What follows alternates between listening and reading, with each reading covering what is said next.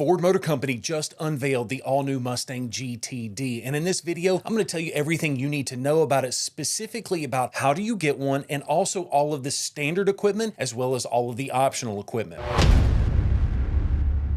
What's up, guys? Mitchell Watts with Town & Country Ford and Town & Country TV. And let's just go ahead and jump into the content, starting with how in the world do you even get one of these vehicles? No, you cannot come into a random Ford dealership and just say, hey, I want to order one of these cars. Ford is doing a very similar allocation process to that of the Ford GT, where they basically have an application process and Ford Motor Company selects who is going to be buying that vehicle. The production numbers on this are going to be very, very limited. We're going to cover those in detail later in the video, so don't go anywhere. But talking about the Ford GT, I do want to take a second and say thank you because somebody at Ford Motor Company, by the way, we know who you are. We're not going to call you out in this video. Just wanted to say thank you for allocating us to get a Ford GT. And as I've mentioned to you in previous videos, no, we are not selling that car and have no plans to ever. And shameless plug, Ford Motor Company, I know you're watching this video. We have no intentions of selling the GTD, but we would love to have one of those as well. So consider your boy for a Mustang GTD so we can show it off to the world using our YouTube channel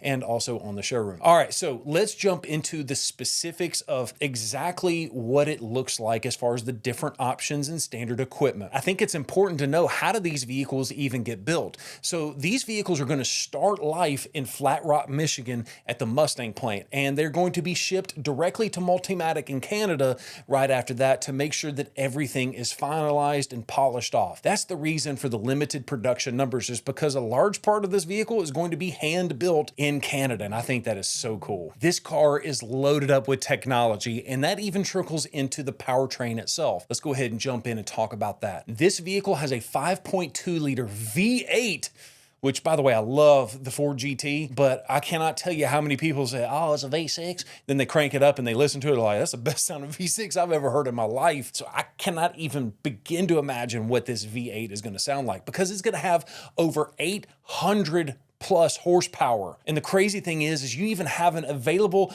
Akrapovic. I've always butchered that pronunciation, so if I did again, I apologize. But a titanium exhaust system is also available. And if that wasn't enough, this engine can rev to over 7,500 RPM, which means it's going to sound absolutely amazing. Now, a couple of other notable features about this engine is that it actually has a dry sump oil system, so that way during really hard cornering, you can guarantee that this engine is going to get its oil that it needs to operate on the tracks. I think it's really, really cool that Ford gives us that. In fact, I think this is the first time that Ford has put a dry sump system inside of a Ford Mustang. And so that's just kind of interesting to note. Now, what's really crazy is when you get out of the engine and you look at the rest of the powertrain, because the transmission is not mounted right behind the engine. But what happens is you have a front mounted 5.2 liter V8. Directly after that, there is no transmission. You actually go straight into a carbon fiber drive shaft that sends all of the power out to the back of the vehicle. And out back, you actually have an 8-speed transaxle that is designed for a lot of different things. Number one, better efficiency. I am expecting a lower drivetrain loss. 15% is typically the normal drivetrain loss from the engine horsepower to the actual tires. I will bet you, because of the transaxle, you'll probably retain a lot of that efficiency of the horsepower and also fuel economy because of that transaxle. The other thing is it's going to have better traction. Why is that? Because you have this transaxle and that extra weight is weighing down on those back tires. And what happens is that extra weight turns into a better 50-50 weight distribution, but it also just puts more weight on the tires, which means that you'll get more traction. Now, the tires on this thing are insane, but I'm not going to cover that just yet. That's coming up very, very soon. Before we talk about those tires, I want to talk a little bit more about the exterior and the aerodynamics of this car. Now, what's crazy is that almost every body panel is made out of carbon fiber. I mean, you're talking about carbon fiber fenders, a carbon fiber hood, a trunk cover. I call it a trunk cover because there is actually no trunk in the vehicle. It's just a cover that goes where the trunk used to be. Going to cover that a little bit more in this video too. You also have carbon fiber door sills, a carbon fiber front splitter. You also have a rear diffuser and a carbon fiber roof. I guess it's easier just to say that basically every body panel is carbon fiber except for the door skins. Now, I want want to talk a little bit more about the technology inside of these aerodynamics, because some of this stuff that they're putting on this vehicle is actually illegal in a lot of racing leagues. For instance, you have an optional carbon fiber hydraulic front flap system. Basically, active aerodynamic in the front end is illegal in a lot of different racing leagues. So it's just kind of interesting to note that Ford is pretty much making this road-going version a better performing car than the race version in a lot of ways. But speaking of optional carbon fiber and things like that, I want to talk about an optional aero package where Ford gives you the ability to have an underbody aero tray that is basically designed to cover the entire bottom of the vehicle for better efficiency, better airflow, and things like that. And speaking of airflow, we talked about the transaxle being in the back of the vehicle. How do you cool that thing off when it's in the back like that? Well, there's a lot of different ways that Ford has really stepped up the aerodynamics. So that trunk cover we talked about earlier, it actually has two scoops that's pulling fresh air off of that rear window, and it actually provides air to the heat exchanger for the transaxle.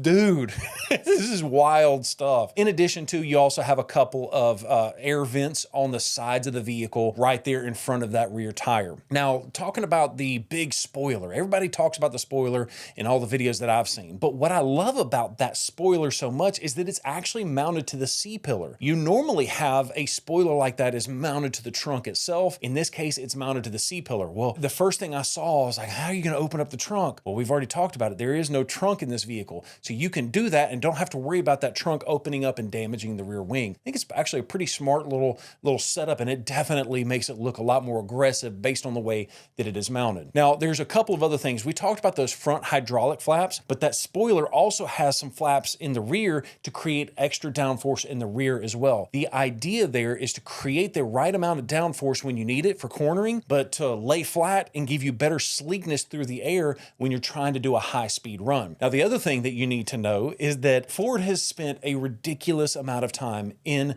the air tunnel, or what do you call that? In the wind tunnel. And what they're trying to do there is make sure that everything on the body is working in their favor. I mean, they went so far to say that even the headlights are creating downforce. That is a level of attention to detail that I don't think anybody expected. Now let's talk about the suspension. Everybody's been talking about the aerodynamics and the engine and all that kind of stuff, but I don't think people are giving it enough credit where credit is due in the suspension. So in the front of the vehicle, you actually have a short, long arm front suspension. The idea there is to give you a better, more of a stiff ride when you're cornering. That's the goal, is to make sure that the vehicle is more planted. Let's just go ahead and talk about how planted this vehicle is. You actually have a 4-inch wider track width than a normal Mustang GT. This thing is absolutely crazy. Now, the rear suspension, in my opinion, is even cooler than the front suspension. In the rear, what they did, because you've got this transaxle that's taken up all this room, what Ford Motor Company and Multimatic has done is they have actually made it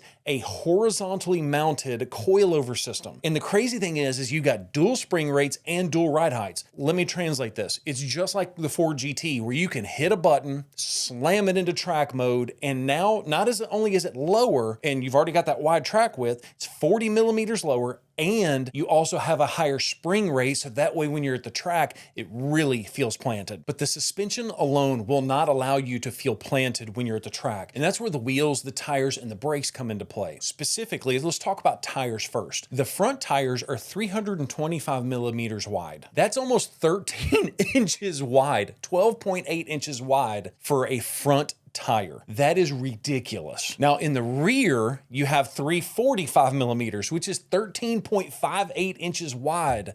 The width of these tires, you can tell the goal is for absolute racing dominance. In fact, they are a set of Pilot Cup Sport 2 tires. This thing is going to be a beast. Now, let's talk about wheels for a second. The standard wheel that you get on this vehicle is a 20-inch forged aluminum wheel. Now, if you do decide, you can actually go for an optional forged magnesium wheel, which is going to be a perfect balance of weight, but also rigidity for the track itself. It's kind of interesting to know that Ford's not giving us a carbon fiber wheel option like we have on our Ford GT right now. Now, the brakes, because that's also a very, very important piece to make sure you can stop this vehicle, all this horsepower and this handling, Brembo brakes, but not just Brembo brakes, carbon ceramic Brembo brakes that's got dedicated cooling ducts in addition to just carbon ceramic brakes do a really good job of getting the heat away from the brake so that way you can stop harder, longer without getting brake fatigue. So everything we have said up until this point could technically be factored into a technology group, but there is one thing technology-wise that I really wanted to cover. For the first time ever, Ford Motor Company has got a variable traction control system. So when you're in the track mode, you can actually adjust how much horsepower the car is giving out, and also the intrusiveness, and I cannot talk today, the intrusiveness of the actual traction control to make sure you're getting the perfect blend to increase the lap times. That's what it's all about. And the crazy thing is you can actually adjust that input without ever taking your hands off the steering wheel. The interior of this vehicle is going to be similar to a Mustang, but a couple of the highlights that you've got is a Miko suede leather seat. They're Recaro seats, by the way, and the interior is going to have carbon fiber basically everywhere. But if you're feeling kind of crazy, you can actually go for an optional 3D printed titanium paddle shifters, titanium rotary dial shifter, and a titanium serial plate. But where did that titanium come from? It's made from a retired Lockheed Martin F-22 Raptor jet. That's not the coolest freaking thing you've ever heard of, I don't know. So while you're flying in your Mustang, you can, have parts of an actual airplane in your vehicle. I think that's so neat. Now, it goes without saying that, yes, this is a race car that is designed to be street legal. So you're not going to get a rear seat. So just know that this is a 2-passenger vehicle. That's it. But the good news is that you do have multiple different interior color options. You've got several different special appearance packages. But moving on to the outside, you can actually order this vehicle in any color that you want. Not only is it any color that you want, you can have a paint sample and Ford can paint to match your brand new Mustang GTD. So now I want to recap some of the optional features. A lot of this stuff that we've been talking about comes standard on this GTD, but from what I can tell and from reading all of the different sources out there, I have compiled a list of different things that seems to be is going to be optional when this vehicle comes out. It's kind of how we're able to help you identify what should you buy and what should you not as far as optioning the vehicle. How should you spec out the vehicle? How should you order it? Number one, the Akrapovic titanium exhaust. That's an option. The active aero package, which is going to have those front flaps. It's a little uncertain whether it's going to have the rear active aero. I'm assuming the front and the rear active is going to be in one package. That's my guess, but time will tell once a little bit more information comes out. What was interesting to me, though, is that the front and rear fascias, the bumpers of this vehicle, don't come standard with carbon fiber, but it is an option. So if you really want to get everything carbon fiber and get it as light as possible, that is an option for you. We've already talked about the forged magnesium wheels. That is also an option. And we just got through talking about the custom paint colors, but that's likely going to be an upgrade in cost to get it painted to match whatever vehicle you want. And then lastly, we'll talk about the interior upgrades like that 3D printed titanium we talked about. As far as the pricing is concerned, this vehicle is going to start at $300,000. Keep in mind that these options are really cool, and so they're probably going to be pretty expensive. And I've heard so many people say, "Oh, I'd never pay $300,000 for a Mustang." Guys, this is not a Mustang.